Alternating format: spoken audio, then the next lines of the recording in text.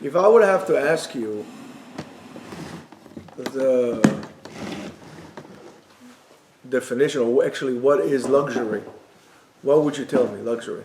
What is luxury? What would society label things as luxury? Houses, cars, clothes, Something that's extra. You don't need. Cars, expensive car, mansions, big house, expensive clothes, vacation. a lavish lifestyle. When you just go to Turks and Caicos or to a vacation in Mexico just because you felt like it. All right, honey, tomorrow we're going to Mexico, we're going to Cancun, or we're going to, what is this, Punta Cana, or any of this, any of these places.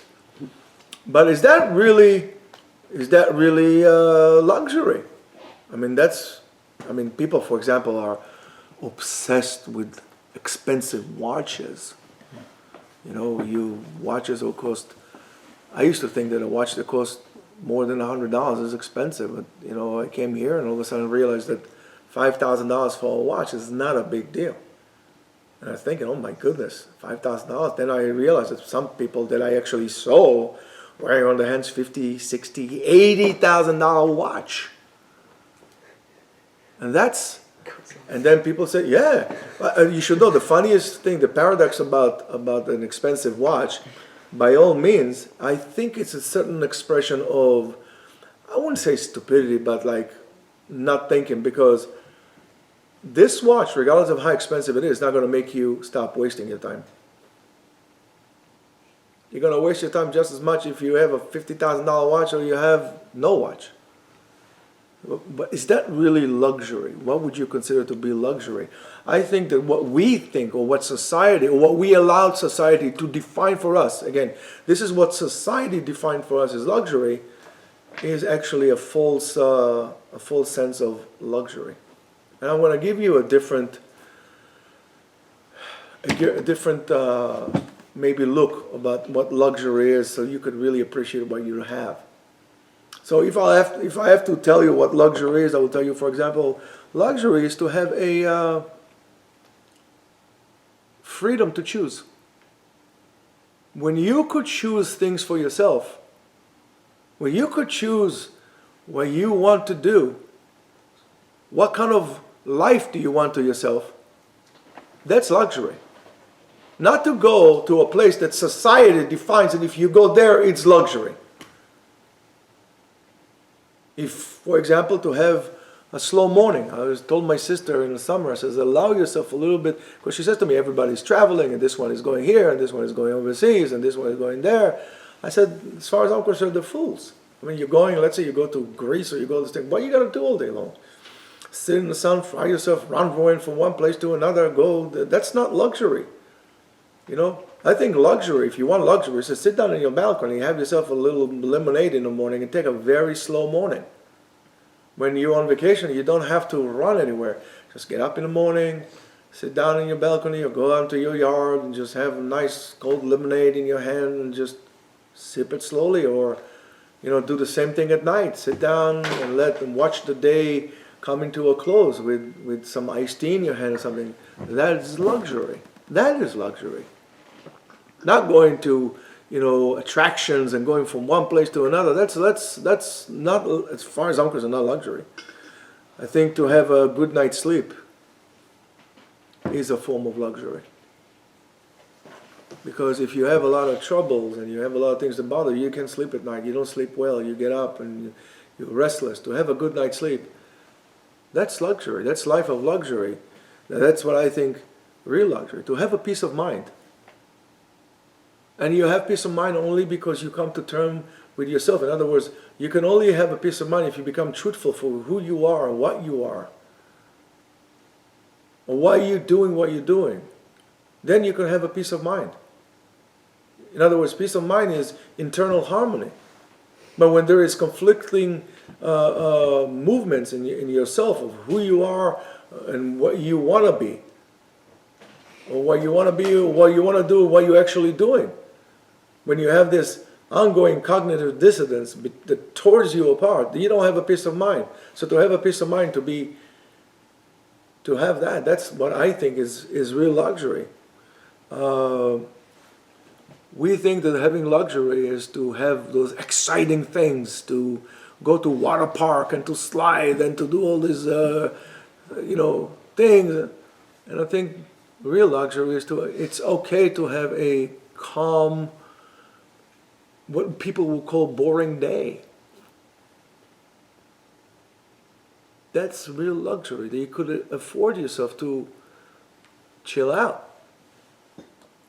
To be able to sit down and, let's say, read a book.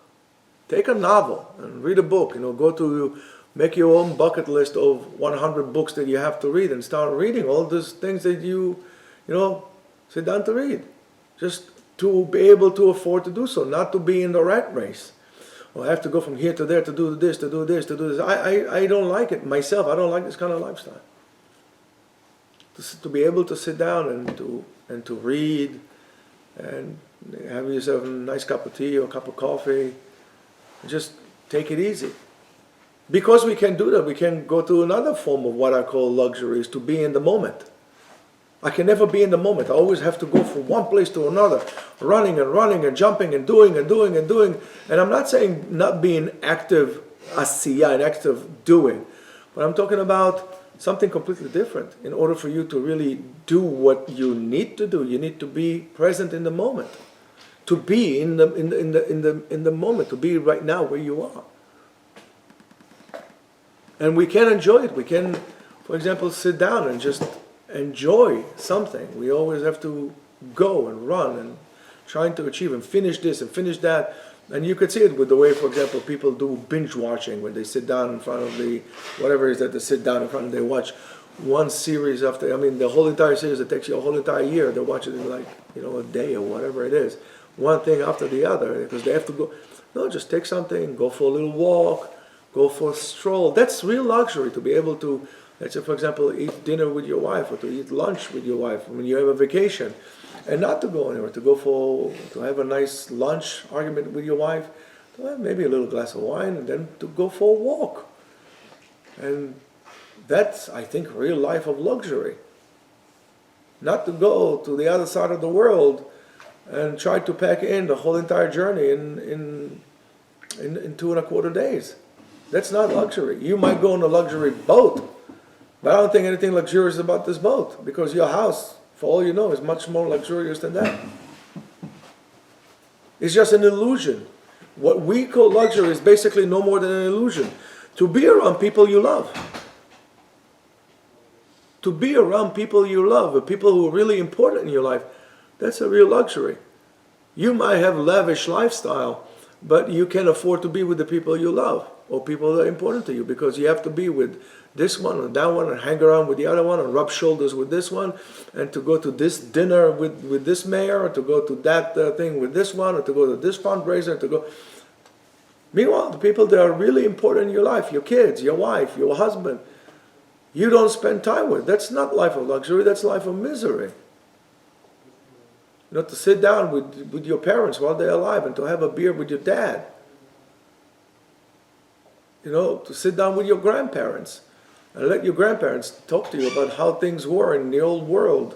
And I'm not saying Dafka necessarily in the old country. Your parents could be 4 generations Americans, but just how life was in your time, and just sit down and be at the moment with your grandparents, well, if they're still alive.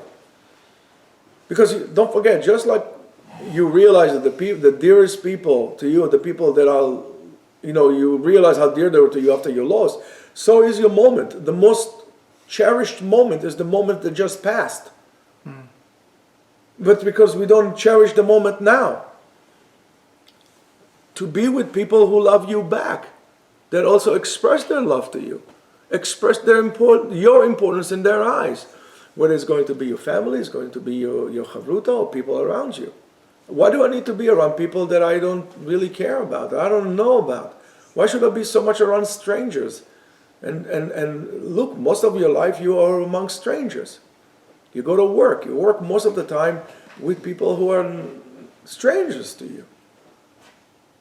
They don't really care about you. And if you're gone, or your job is being terminated, They're not even going to think about you 5 minutes after the door hits you. So why I need to spend so much time with those people? Yes, you tell me be selfish, you feel away, call it whatever I don't care what you call it. But I want to spend time with people who love me back. Not only that I love being with, but also people who love me back. That's luxury. When you have people that love you, that's luxury, because unfortunately today, most people today are around people that nobody cares about. That's not luxury. To spend your time with the people you love, that's true luxury as far as I'm concerned. These are not just things to be acquired, but rather results of purposeful and fulfilling lifestyle. If you don't live a purposeful and fulfilling lifestyles, that's not going to happen to you, because you can buy this peace of mind. You can buy love. You can buy a slow morning. You can buy a sunset with your wife. You can't buy it. That's a decision that you have to make, and you'll be able to enjoy a sunset with your wife when you see a purpose of your marriage, and there is meaning to your marriage. And if there's meaning to your marriage, you just don't have to go on a cruise to Alaska. All you got to do is to be with your wife and spend an afternoon with her. And just enjoy the moment, enjoy each other for who you are. Now that is true luxury. I think maybe it should give you some, food for thought about how you and what you define your life to be. Have a nice day.